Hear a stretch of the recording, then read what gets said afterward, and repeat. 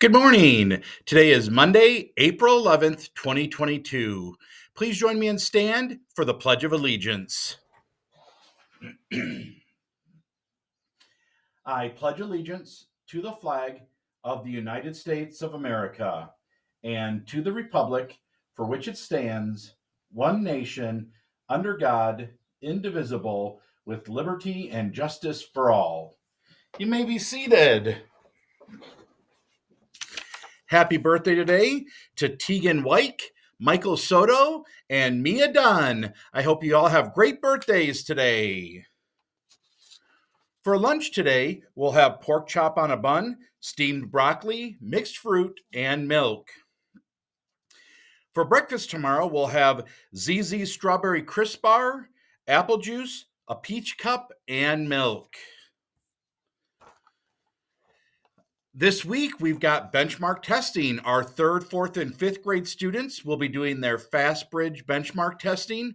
So again, I ask you to do your best as we wrap up our end of the year testing and get ready for very quickly the end of our school year. We will also be pulling kids to do makeup tests. I'm happy to report, third through eighth graders, that all of our science and ELA tests are completed. And so we will just be doing our math makeup tests. Our goal is to have them all made up before the end of the week.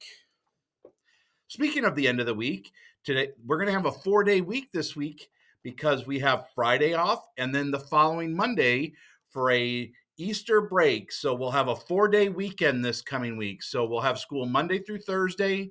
You'll have Friday off and Monday off. And then we will return to school on Tuesday, April 19th. You may, as you walk around today, notice that some of your teachers are wearing shirts of their favorite musicians or bands or maybe concerts they went to. That's because on this date in history, April 11th, 1961, a very famous musician played his first concert in New York City. The young man's name was Bob Dylan.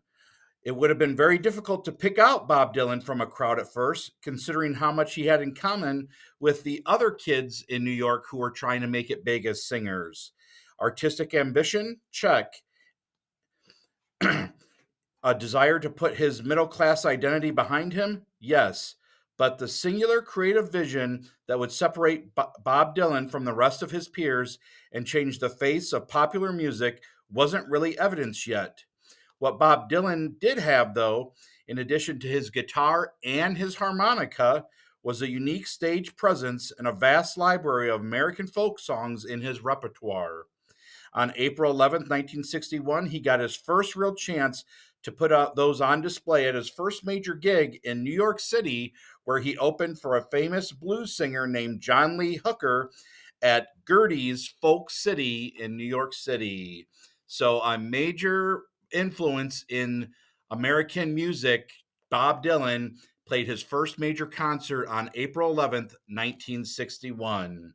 In fact, some of your staff ask your teachers about the singers that they have on their shirts and maybe why they like them. In fact, the singer that I'm wearing, you'll notice, is a singer named Sturgill Simpson, who was influenced very much by Bob Dylan. And I enjoy listening to Sturgill Simpson's music. His records are very different, each one, but they all have I love the way he writes music and writes the lyrics to his songs.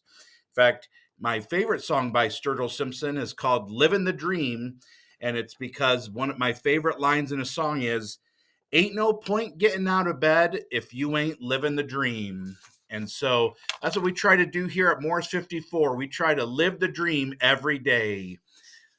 Well, that's all the announcements we have for today. But let's remember our Morris motto to be respectful, be responsible, and be safe.